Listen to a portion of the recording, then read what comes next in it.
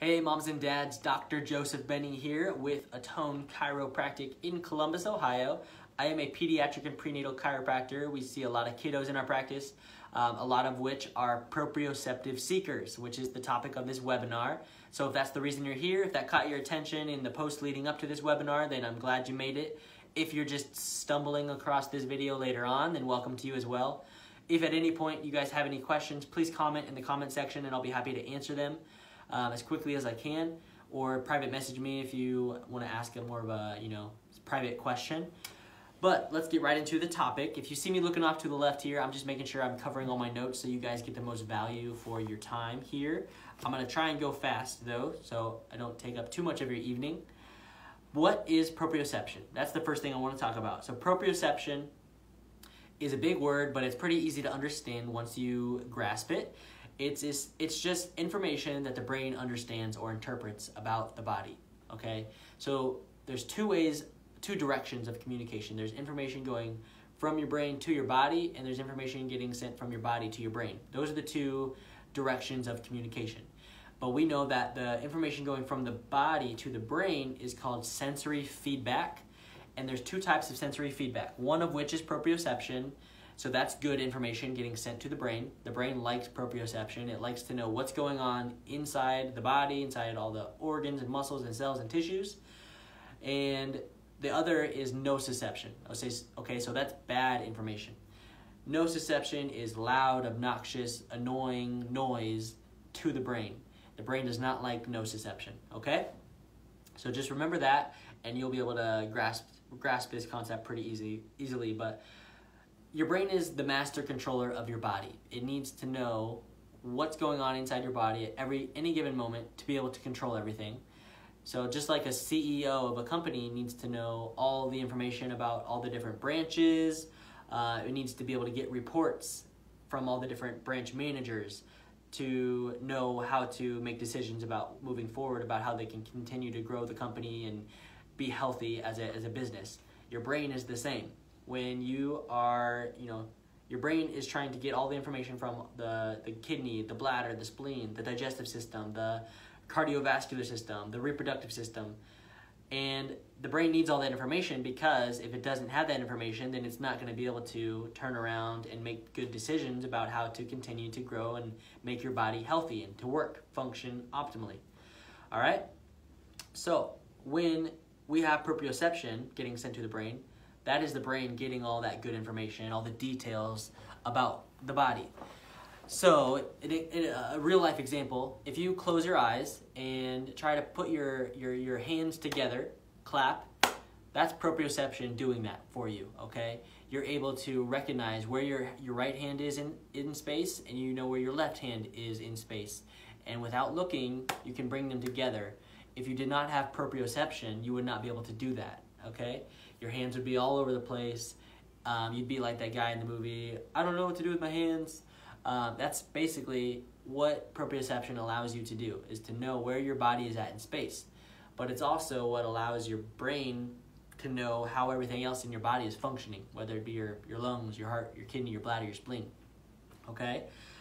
And so when we don't have proprioception at the level that we want, nociception starts to fill the void, okay? So there's this theory, the gate theory, and it's this theory that there's a gate, blocking the information getting to your brain, and there's two keys. There's a proprioception key and a nociception key, and there can only be one key in the lock at any given time. So if there's proprioception in the key, then that's going to flood the brain with proprioceptive input, and the brain's going to be happy because it likes proprioception. But when we have a decrease in proprioception, that means there's not going to be that proprioceptive key in the lock, and so nociception is going to fill the lock hole and flood the brain with nociceptive input, bad information. So that's the gate theory. When one decreases, the other increases. Okay? So why do kiddos seek out proprioceptive feedback from their external environment? Well, like I said, it's usually because they're not getting it from their internal environment, and they're getting a lot of nociception. So the brain is annoyed. The brain's getting a lot of noisy, annoying obnoxious feedback from the internal environment. So the brain seeks that information from the external environment by acting out and being chaotic, whether it's in the grocery store or at home. A child that is seeking proprioception might be off the walls. That might be the term to describe them. They might be, always putting things in their mouth. They might be grabbing every single thing they can get their hands on at the grocery store. They are likely wrestling their friends and their siblings all the time. Or they're jumping all over the couch, from the couch to the chair. They're, rolling all over the floor. They're trying to get stimulus from their outside environment into their body so that their body can get that input. Their brain can get that input, okay? So that's why children, do those activities that they do. And if you feel like your child is seeking out, attention, or they're seeking out just trying to get input, maybe they don't really care about attention, they're just doing their own thing crazy, then that is a sign that they are a proprioceptive seeker, okay? I'll break down more examples here in a second, but first, let's talk about where exactly, you get proprioceptive input. Where do we have proprioceptive receptors in our body? That can give us an idea about why children are doing specific activities. So we know as chiropractors that you have 60% of the proprioceptive receptors in your body coming directly from your spine and the joints of the spine. All the joints in your spine are like vertebra stacked on top of the other, and they're all moving together whenever we rotate and move our head and neck, and those joints are always moving. And there's little tiny nerve receptors in each joint, and those are the nerve receptors that are picking up that sensory feedback, that vibration. That motion is sending vibratory information to those sensory nerves, and those nerves are getting sent to the brain, and those nerves are sending that proprioceptive signal to the brain. All right, so that's how proprioception is sent from the body to the brain, is that motion, okay? And so of the 60% of the signals coming from the spine, we know that 33% come directly from the top 3 bones in the spine, the top 3 bones in the neck. So that's why that area is really, really important, and that's why so many chiropractors focus solely on this area. There's upper cervical chiropractors. That's the only area they look at and adjust or correct, because they know that the impact that it has on a person's body. Okay? So other than that 60% in the spine, the other 40% comes from, our arms and our hands, our fingers, our muscles, and our legs. So let's look specifically at that upper neck area. When we have decreased motion in the bones in the upper neck, there's either a misalignment or a fixation of that bone, and it's not moving properly. It's either usually the atlas or the axis, or sometimes the occiput, the back of the skull. When those areas are not moving, that's not vibrating, those signals, those proprioceptive signals are not getting sent to the brain. And so that is why children might start doing a lot of weird things with their upper head and neck. They might start head banging, trying to get motion up in that area. They might start having a lot of weird facial tics or movements in their facial expressions. They might be oral seekers, so they're putting a lot of things in their mouth, or they're chewing on t-shirts or plastic pen caps, or anything they can put in their mouth. They're putting it in their mouth, even things they should not be putting in their mouth. Okay, so those are oral seekers.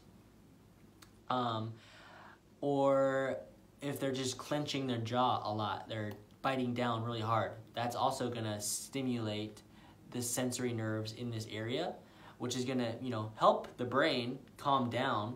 It's gonna send information to the brain. And so, but that's coming from the external environment, from external sources. It's not coming from that internal environment that we want in that upper spine. All right? So if we had that motion back in the upper spine, if we could go in and very gently adjust that area and get those joints moving properly, then that is what helps those children start to decrease their, behaviors of, oral seeking, head banging, jaw clenching, facial tics. Those are the types of things we see change in those types of children. Lower in the spine, when the lower parts of the spine are not moving, you can have fixations or misalignments in the lower back or even your hips or your pelvis. Those are also areas of proprioceptive signals or proprioceptive receptors. So when we see, fixations or misalignments in those areas, the types of activities children typically start, implementing into their daily life are running, jumping, wrestling, crashing into things, deep pressure. They like squeezes, they like tight hugs, they like heavy blankets, jumping off the couch, jumping off of furniture of any type, running and wrestling their, friends or siblings. Those are the activities that we see in kids who have a lot of fixations in their lower spine, okay? And then lastly, if you have, decreased proprioception from the other areas of your body, you might see it in the hands or the feet. Children might like to stick their feet under while you're sitting, or they like to stick their feet deep into the couch, or they like to, play with your hands or squeeze your hands, or they like to hold really, really fine, detailed objects like an army figurine, and they like to feel all the details and get all the details of that object, whatever it is. They like to feel the corners and move it around in their palm. Then they might, have some other sorts of decreased proprioceptive input from those parts of the body. Okay, so how does chiropractic help? Like I already mentioned, we're able to locate the areas in the spine that are not moving properly, and 60%, the majority of our proprioceptive input going to the brain comes from the spine. And so if they are having a lot of these sensory seeking, these proprioceptive seeking behaviors, then there's definitely probably a high likelihood that it's coming from that spinal region. All right, their bones in their spine might not be moving properly.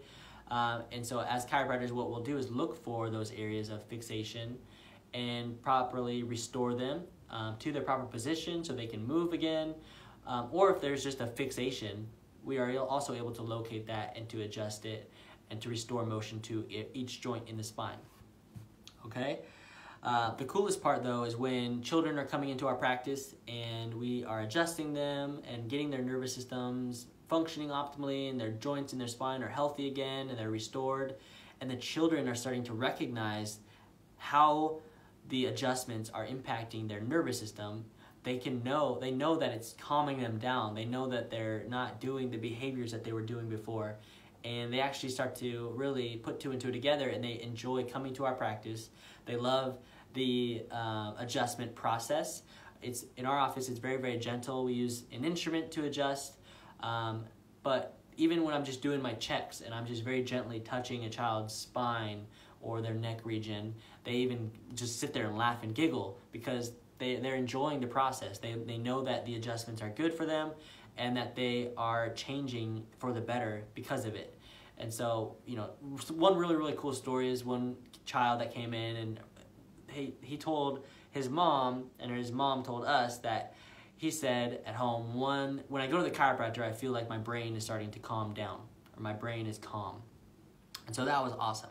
And that's exactly what we're talking about. We're starting to allow the brain and the body to communicate at a higher level, and we're allowing the body's proprioceptive input to get sent to the brain so the brain can start to relax and focus and to be soothed and calm. And when that happens, if there's any other areas in the child's body that need to rest and heal and relax, then that is able to happen as well. They can start to function and heal from the things that they haven't healed from in years, whether it's headaches or some neck pain or tension or stress, or sometimes we see a child that has had torticollis in their neck for years and years, and they have always had kind of a neck turn or their head's tweaked a little bit. We see that a lot in kids, and once we can start to get them adjusted, their bodies can start to relax and heal properly. Okay, so those are some of this just awesome ways we help kiddos in our practice, and that's what proprioceptive seeking is. Hopefully you guys were able to recognize the things that I was talking about, and if that's your child, we would love to be able to help them out. But if you still want to learn more information, we have some awesome events coming up.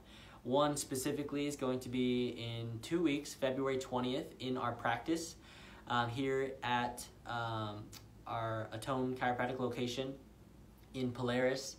It is going to be an event posted on our events page on Facebook, so look for it there, but we'll also be posting about it, leading up to it as it gets closer. It is going to be an ADHD and sensory challenged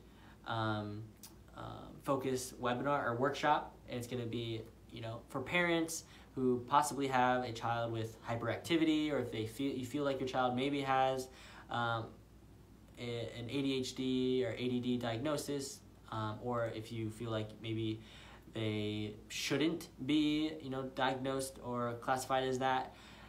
We would love to be able to help you, figure out what's going on in your child's life. And it's going to be about an hour long of me talking and discussing how that's happening, what's going on, what's causing it, and what you can do about it to help. And so that'll be an in-office event, and we'd love to have you. It's free. We're going to have food and snacks for the parents. And so look out for that in the future. Otherwise, if you guys have any questions about anything I talked about tonight, please comment in the comment section or reach out to me personally. I hope you have a good rest of your night. Thanks for watching.